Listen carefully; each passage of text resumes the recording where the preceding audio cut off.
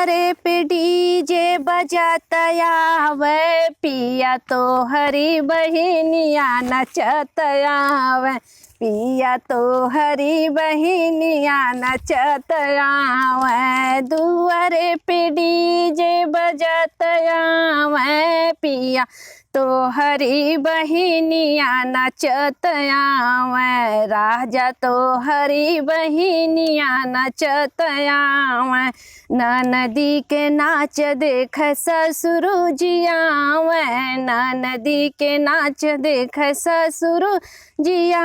वे ससुरु जिया वे संग भसुरु जिया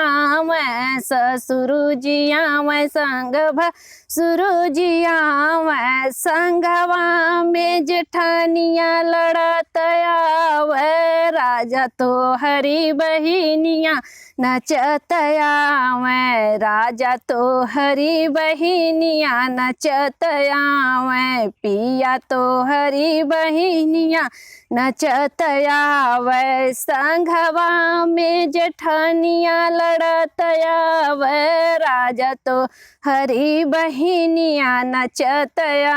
वे राजा तो हरी बहिनिया नचतया वे दुआरे पे डीजे बजतया वे पिया तो हरी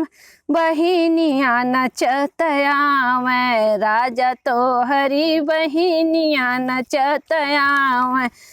नदी के नाच देख देवर जी आए नदी के नाच देख देवर जी आए संग में देवरानिया कूदतया वे पिया तो हरी बहिनिया नचतया वे पिया तो हरी बहिनिया नचतया वे संघवा में देवरानिया कूदत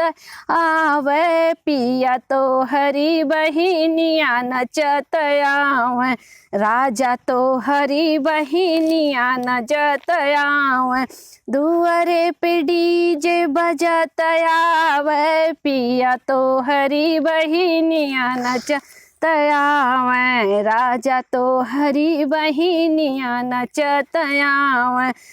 नदी के नाच देख पिया तू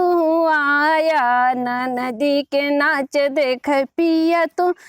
आया संगवा में हम हसतया इब पिया तो हरी बहिनिया नचतया वे राजा तो हरी बहिनिया चतया वे।